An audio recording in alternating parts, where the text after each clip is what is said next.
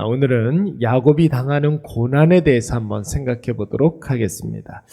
우리는 지난 시간에 야곱이 이스라엘이 된 이후의 행적에 대해서 잠시 하나님의 말씀을 묵상했었습니다. 야곱이 존재가 변하고 신분이 변하고 소속이 달라졌더니 철천지 원수 에서가 돌변하여서 둘도 없는 형제의 모습으로 돌아왔고, 항상 자기 뜻, 자기 목표, 자기 계획대로 살았던 야곱이 이제는 하나님의 언약을 성취하기 위해서 하나님을 믿는 믿음으로 하나님의 말씀을 쫓아서 가나안 땅으로 나아갔습니다. 그래서 어제 에서와 헤어진 야곱은 언약의 당사자 아브라함이 가나안 땅에서 행한 대로 그대로 그 아브라함의 발자취를 따라서 행했다고 하지 않았습니까? 여러분, 아브라함이 머물렀던 세겜, 베델, 헤브론으로 다니면서 아브라함이 했던 일들을 그대로 답습하게 됩니다.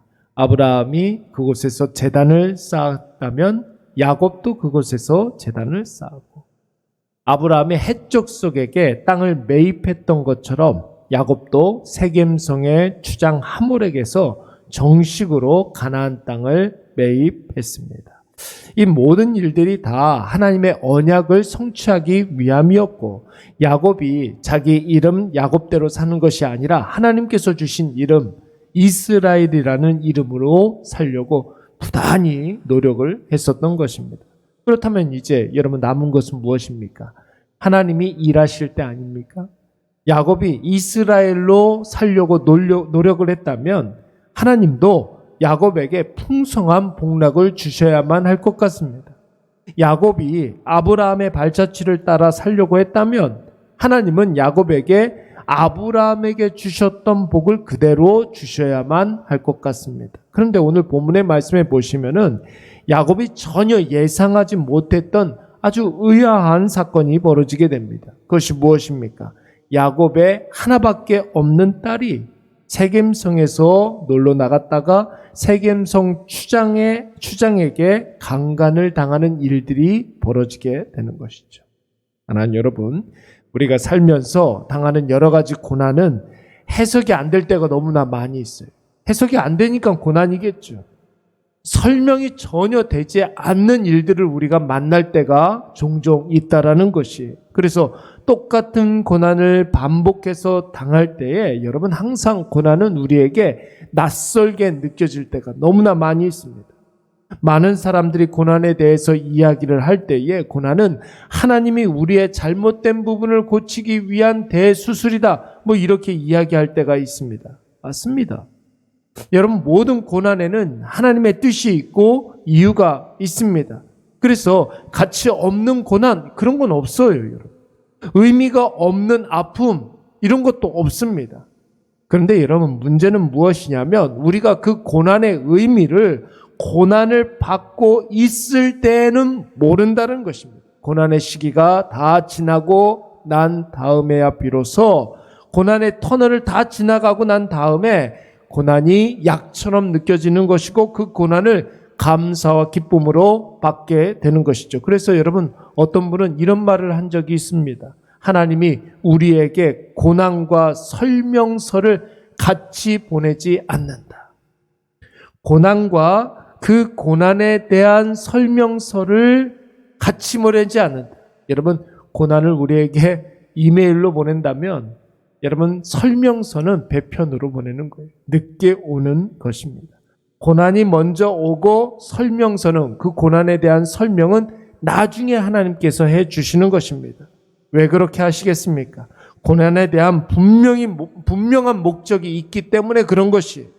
그래서 고난은 참으로 힘들지만 고난이 지나고 나면 버릴 것이 하나도 없다는 것을 우리가 나중에 깨닫게 되는 것이죠.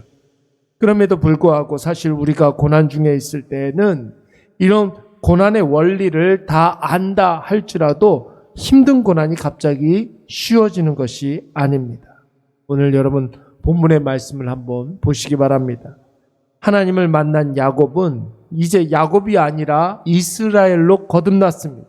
그래서 주어진 사명을 성심으로 다해서 잘 감당했어요.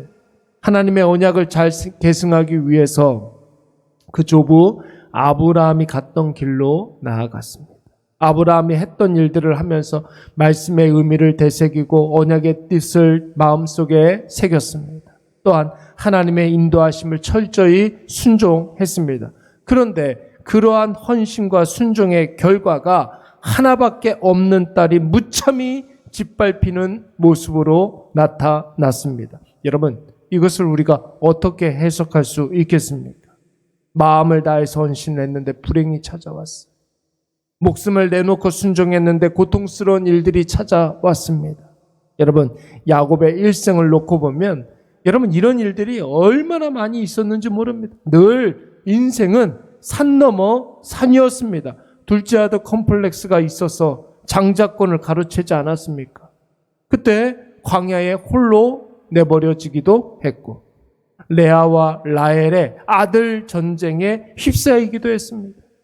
라반의 모함과 라반이 적대시하는 그런 문제도 있었고, 그리고 야곱 인생의 최고의 문제였던 에서의 문제도 있지 않았습니까? 그런데 여러분 그 모든 문제를 다 넘어가고 오늘 야곱이 드디어 창세기 34장에 서게 된 것입니다. 상황이 이쯤 되면 야곱이 이제 좀 평안해질 때도 된 것 같아요. 그러나 야곱의 힘듦과 고난은 여기서 멈추지 않았습니다. 이번에는 자신이 고통받고 자신이 힘든 것이 아니라 자기보다 더 사랑하는 자식에게 문제가 벌어진 거예요. 우리가 야곱의 인생의 결말을 잘 알기 때문에 야곱의 이 거듭난 고난의 원인을 잘 알고 있지 않습니까? 많은 체험을 했지만 여전히 야곱은 그의 믿음이 좀 부족했던 것입니다.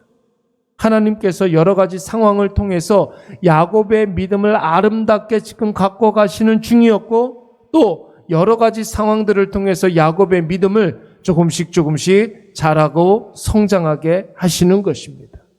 사랑하는 여러분, 사람이 어떻게 완벽할 수 있겠습니까? 완전한 사람은 없기 때문에 늘 우리에게 고난이 찾아오는 것이죠. 그 고난을 통해서 지금보다 내일 조금 더 성숙해지고 우리가 성장해 갈 줄로 믿습니다. 그 성숙과 성장을 통해서 야곱이 스스로 있어야 할 것과 잊지 말아야 할 것을 판단할 수 있게 되는 것이에요. 그러한 영적인 성장을 통해서 야곱이 해야 할 일과 하면 안 되는 일들을 스스로 분별할 수 있게 되는 것입니다. 여러분 한번 생각을 해보십시오. 야곱이 지금 세겜에 있는 것은 가나안 초입이기 때문에, 혹은 아브라함이 제단을 쌓은 곳이기 때문에, 가나안을 상징하는 곳이기 때문에 머물러 있었겠지만, 사실은 야곱이 가야 할 곳은 이 세겜성에 머물러 있으면 안 되는 것입니다. 왜 그렇습니까? 베델에서 하나님께서 야곱에게 이야기하시기를 베델로 돌아오라고 이야기를 했어요. 베델 이 땅을 너에게 줄 것이라 이야기했습니다. 야곱의 최종 목적지는 세겜성이 아니었습니다. 그런데 야곱이 그 세겜성에 머물러 있으니까 하나님께서 강권적으로 역사하셔서 하나님께서 약속하신 그 땅으로 돌아오게 하시는 것입니다. 사랑하는 여러분, 꼭 기억하십시오. 내가 당하는 고난의 이유를 누가 설명해 줄 수가 있겠습니까? 나 자신이 아니면 나의 고난과 그 고난의 여러 가지 의미와 원인을 해석하고 판단할 사람이 없습니다. 지금 당하는 고난을 지금 나의 믿음으로는 안 되기 때문에 하나님께서 더 큰 믿음을 주시려고 우리를 연단시켜 주시는 것입니다. 지금 내가 뭔가를 잘못 생각하고 잘못 판단하고 있기 때문에 하나님께서 그것을 깨우쳐 주시기 위해서 주시는 것일지도 혹 모르는 일입니다. 오늘 나의 고난을 통해서 반드시 영적인 성숙을 꾀하시기 바랍니다. 반드시 뿐만 아니라 원래 궤도로 올라서시기 바랍니다. 오늘 이것을 꼭 기억하셔서 고난은 힘들지만 우리가 선한 것으로 활용하게 된다면 저와 여러분이 반드시 하나님께서 원하시는 영적인 성장을 거듭해 가실 줄로 믿습니다. 우리 말씀을 생각하면서 한번 기도하도록 하겠습니다. 함께 기도할 때에 우리가 고난의 순간에 하나님의 뜻을 깊이 묵상하게 하여 주시었고, 모든 고난의 현장을 기도의 현장으로 바꾸게 하여 주시옵소서. 기도하시고, 고난은 영원하지 않다라는 확신을 가지고 고난 가운데 있을 때 실수하지 않게 하여 주시옵소서. 고난 가운데 있을 때 죄 범하지 않게 하여 주시옵소서. 기도하시고, 고난을 통하여서 결국은 영적인 성장을 거듭해 가면서 하나님께서 계획하신 그 길로만 나아가게 하여 주시옵소서. 우리 다 같이 한번 통성으로 기도하도록 하겠습니다. 사랑과 은혜가 충만하신 여호와 하나님 아버지, 참 감사합니다. 오늘도 하나님 아버지 앞에 우리가 마음을 다하여 나아갑니다. 하나님 아버지 앞에 감사와 기쁨을 가지고 나아갑니다. 아버지, 우리의 마음의 문을 열고 나아가오니 주여 하나님 아버지, 우리 안에 귀한 하나님의 사랑과 은혜가 날마다 넘쳐날 수 있도록 주여 도와 주시옵소서. 아버지, 우리가 고난의 현장 가운데 있을 때 하나님의 뜻을 깊이 묵상하게 하여 주시옵고, 하나님 아버지께서 오늘 나에게 행하여 주시는 그 놀라운 은혜를 다 받아 누릴 수 있도록 주여 인도하여 주시옵소서. 하나님께서 분명히 우리에게 이러한 어려움을 주신 이유가 있을 터이온데, 하나님 아버지, 그 고난의 기간이 길게 아버지 우리가 아버지 정말로 나아가지 않게 하여 주시고, 하나님 아버지 짧더라도 하나님의 뜻을 깨닫게 하여 주시옵기를 원합니다. 주여 하나님 아버지, 우리 안에 귀한 하나님의 사실을, 상황을 하나님 아버지 우리가 날마다 깨달아 알게 하여 주시옵고, 고난은 영원하지 않다는 사실을 우리가 확신하면서 아버지 고난 중에 결단코 실수하거나 범죄하지 아니하도록 주여 우리를 인도하여 주시옵소서. 아버지, 우리의 마음이 연약하여서 우리의 모든 삶에 아버지 영향이 부족하여서 하나님 아버지 이 고난의 상황과 하나님 아버지 고난의 여러 가지 아버지 환경들을 우리가 이겨나가지 못한다 할지라도 하나님 아버지께서 우리에게 능력과 힘과 지혜를 허락하여 주시어서 하나님 아버지 능히 이 모든 어려움들을 잘 이겨나갈 수 있도록 주여 도와 주시옵소서. 고난은 그 어떤 누구도 하나님 아버지 해석해 줄 수가 없습니다. 하나님 오늘 나에게 임재하여 주셔서 성령으로 임재하여 주셔서 하나님의 뜻을 바르게 깨달아 알게 하여 주시고, 나의 삶 속에 하나님 아버지 고난을 해결해 갈 수 있는 실마리를 아버지 찾을 수 있도록 주여 도와 주시옵소서. 오 주여 하나님 아버지, 우리 안에 귀한 하나님 아버지의 사랑과 은혜가 날마다 넘쳐나게 하여 주시옵고, 그 사랑 가지고 나아갈 때 하나님 아버지 오늘도 우리에게 놀라운 주의 영광이 나타날 수 있도록 주여 도와 주시옵소서. 오직 하나님 아버지만 바라봅니다.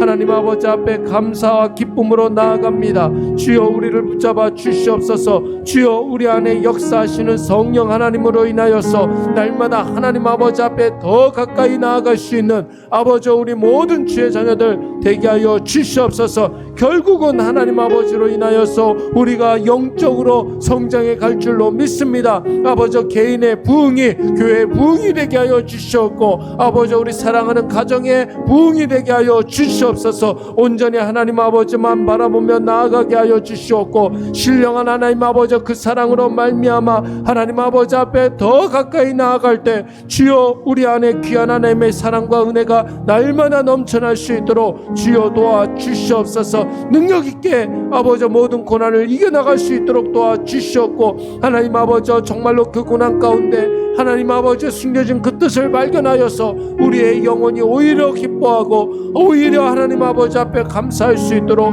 주여 우리를 인도하여 주시옵소서. 주님 우리를 인도하여 주시옵소서. 하나님 아버지 앞에 더 감사함으로 나아가게 하여 주시옵소서. 주여 오늘 하루를 하나님 아버지 앞에 맡겨드립니다. 하나님이여 우리에게 은혜를 베풀어 주시사 크고도 놀라운 하나님의 사랑이 우리 안에 임하게 하여 주시옵소서. 하나님 아버지 앞에 감사드려 예수님의